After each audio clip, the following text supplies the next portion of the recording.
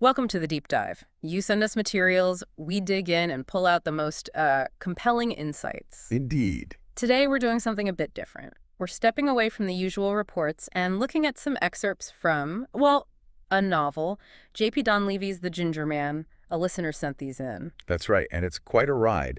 Our mission here really is to try and get a handle on Sebastian Dangerfield, the main character. He's unforgettable, often outrageous. Definitely outrageous. Yeah. So we're aiming to give you a kind of shortcut, a way into his chaotic world from these pieces, and maybe find some aha Yeah. moments about him. And maybe us. Could be. These snippets really throw you in, don't they? We see everything from, like, domestic squabbles and being totally broke to hanging out in pubs, his relationships. It's a real mix. It is a whole tapestry, as you said. Okay, so let's unpack this. What's your first hit? Reading these glimpses of Dangerfield, what stands out immediately? For me, it's that really basic, almost primal stuff.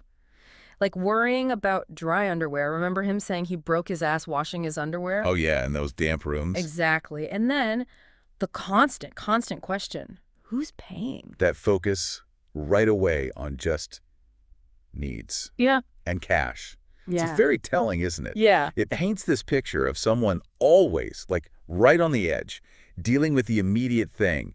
And that image of him going to his broker carrying an electric fire. So bizarre. It's completely bizarre. It just signals right away how unconventional he is about, well, pretty much everything. Right. Makes you wonder if that struggle isn't just, practical, but maybe it points to something deeper, some instability in him. That's a good point. And then, bam, you're right into the thick of it with his wife, Marion. The whole Balskadoon was getting her down thing with those weird sounds in the house descriptions. It feels less like just unhappiness and more like actual nightmare fuel. Yeah, it's oppressive. But then, right in the middle of that grimness, he's drifting off, thinking about Harvard, about Constance Kelly, this sort of idealized woman.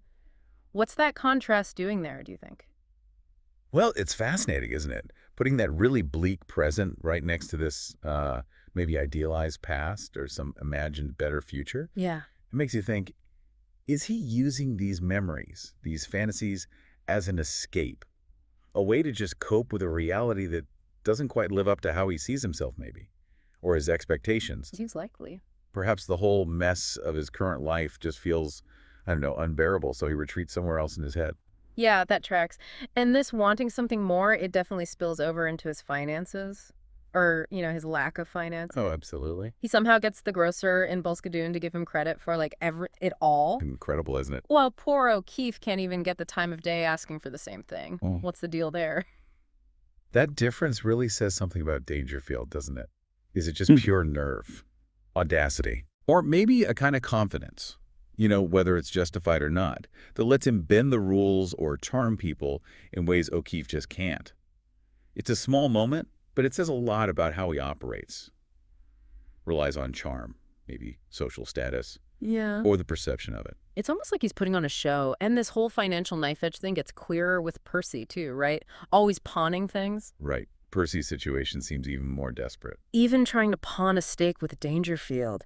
It paints this picture of a shared struggle, this world where just getting by is a constant grinding effort. Totally. And while Dangerfield might seem better at, getting stuff on credit initially, Yeah. there's also this feeling he's leaning pretty heavily on others, especially O'Keefe. Even though O'Keefe himself is clearly struggling, suggests a bit of opportunism, maybe. Could be. Speaking of relationships, the one with Marion, wow. Yeah. It's like a ticking bomb. It really is. We see these massive fights over his drinking, his lies. It gets physical. The hatred between them just pours off the page. It's raw. What do those fights tell us about him? I mean, the sheer intensity points to just fundamental incompatibility, right? Deep, deep resentment on both sides. Definitely. Marion calling him a wastrel, hating his friends. Yeah.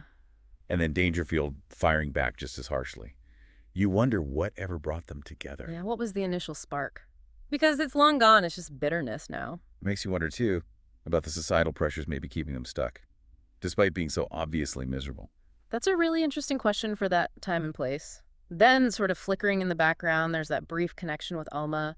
Maybe a moment of actual warmth. Perhaps. A fleeting one. And then there's Kenneth O'Keefe. Big part of the excerpts. Their whole dynamic shifts, doesn't it? From roommates, Dangerfield relying on him financially, Mm. to O'Keefe getting fed up and eventually leaving for France, chasing his own dreams. What does O'Keefe's arc show us? O'Keefe is such a key contrast to Dangerfield, I think. He's someone actually trying to build something more stable, Yeah. respectable even. Right, he's studying phonetics. It's exactly.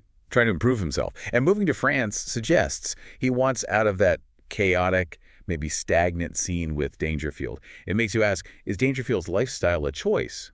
Or is he just unable to follow a more conventional path? Good question. And what about Miss Frost, the lodger? That relationship feels uneasy from the start. Very uneasy. It moves into intimacy, but then it seems like he just uses her, takes her money, and leaves. Her anxieties are really palpable in the text. Yeah, the Miss Frost situation really highlights the power dynamics in a lot of Dangerfield's interactions, doesn't it? How so? Well, she seems to be looking for security, maybe belonging, Hmm. but getting involved with him just leaves her vulnerable, exploited, really. Yeah. It definitely makes you think about the ethics of his behavior and the fallout for people who get caught in his orbit. And then Mary. He meets her in pubs. Things move fast. Seems like he's manipulating her quite a bit. There's definitely that vibe. She's hesitant at first, but gets drawn in, even agrees to go to London with him. And that line about her worrying about being queer, that adds another layer. It does. What draws Mary to him is interesting. Maybe his unconventionality, the excitement. Could be. But her worries, her initial reluctance, they show she's not totally naive about the risks. And the queer comment, that really points to the social anxieties and prejudices of that era, makes their relationship even more complex. And beyond these main people, we get all these little snapshots, don't we? Christine, random people in bars, party guests, then later Dorothy, Osgood, the landlady in London. Yeah, the supporting cast. These brief encounters just add to the picture of him being this disruptive force, chaotic. They really flesh out the world Donleavy builds. They show the ripples Dangerfield creates, often leaving people just bewildered or exasperated. It's like he's this whirlwind just tearing through ordinary life. So, okay, let's pull back a bit. Look at the big themes emerging from just these excerpts. Money trouble is huge. Everyone seems to be struggling with it somehow. What's that about, do you think? That constant money worry. It could definitely reflect the post-war economic anxieties, the struggles people face in a changing society. Sure. It really highlights the desperation and the sometimes dodgy things people do just to survive or maybe get ahead. And the relationships, Dangerfields are just so unstable. Yeah. Intense, passionate sometimes maybe, but ultimately destructive. What's the commentary there? That pattern of turbulent, often short-lived relationships. Mm. It definitely makes you question his ability to connect, to commit. Yeah. But maybe it also reflects broader shifts in relationships back then. Or perhaps it's just a timeless thing about how complicated human connection can be. We also keep seeing this theme of escape, right? He's never satisfied where he is, always dreaming of going back to America, but richer. Under different circumstances, Yeah, and then he actually does leave for England. What's driving that constant need for elsewhere? That urge to escape. Well, you could say it's a basic human thing, right? Looking for happiness, a better life. I guess. But with Dangerfield, it feels almost compulsive. Like he thinks changing location will fix his internal issues, even though his patterns just seem to follow him around. Yeah, you get that sense. And it's interesting how he views Ireland versus America in his thoughts. Often critical of Ireland, but his memories of America seem kind of rosy. That contrast might show how out of place he feels, maybe alienated in Ireland. So he clings to this romanticized idea of home. Mm-hmm. It also touches on identity, belonging, Mm. especially for someone living between two cultures like he is. And despite all the grim stuff, the poverty, the bad relationships, there's this undeniable dark humor running through it all. Absurd situations, his crazy internal monologues. They do make you laugh sometimes. What's the function of that humor? That dark humor feels like a coping mechanism, doesn't it? Yeah. Both for the characters, maybe, and for us reading it. Yeah. It lets you face these pretty bleak realities with a kind of ironic distance, highlights the absurdity of it all. And finally, there's this massive gap between how Dangerfield sees himself, these grand ideas like being the custodian of the Book of Kells, Right. and then what he actually does, like trying to pawn something he probably stole. And how others see him. What's that disconnect telling us? That gap between self-image and reality is so central to him. It suggests, I think, a really deep insecurity. Or maybe it's a conscious effort to build a better story for himself even when his actions totally contradict it. You wonder if he's fooling himself more than anyone. Could be. Could very well be. There are just so many strange, specific details, too, that make this world so vivid, like the whole incident with the cat in the house. Oh, yeah. His wild fantasies about Constance Kelly. Even just getting O'Keefe's letter from Paris gives you this little window into a world outside Dangerfield's chaos. Those details are like little brushstrokes, aren't they? Yeah. They build up this really rich, vivid picture. The cat incident, for instance, it shows you different sides of Dangerfield and O'Keefe when they're under pressure. And O'Keefe's letter is a good reminder that other people's lives move on, even after they escape Dangerfield. And then you get truly bizarre stuff, like Clocklan's suicide note arriving in a whiskey bottle. So surreal. Totally surreal. And that farewell scene at the catacombs, it all adds to this weird, dreamlike, kind of unsettling vibe. That surreal quality just underlines the absurdity that runs through the whole thing. It blurs the line between what's real and what's maybe imagined, reflecting how disorienting their lives often are. We also see these other little details, mentioning French letters and thinking about selling them. The potential market. Miss Frost's letter being addressed to Dangerfield. Mary's worry about being queer. His quite exploitative dealings with Lily, who is Miss Frost. It all adds these layers, socially and personally. Each one, yeah. Even if they seem small, they build the whole picture. Yeah. They give insights into the social rules, the anxieties, the personal struggles of that specific time and place.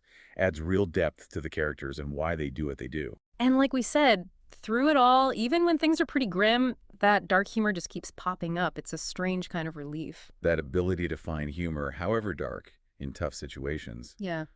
Maybe it's a testament to resilience. And it's definitely a key part of Donleavy's unique style. Okay, so coming up for air, after that dive into the Ginger Man excerpts, what are the main takeaways? What have we pulled out? Well, we've definitely seen a snapshot of a life just dominated by money worries, right? Yeah. Financial instability. Constantly. And then this whirlwind of really turbulent relationships. And underneath it all, this persistent feeling of wanting something else, something just out of reach. Yeah, a longing.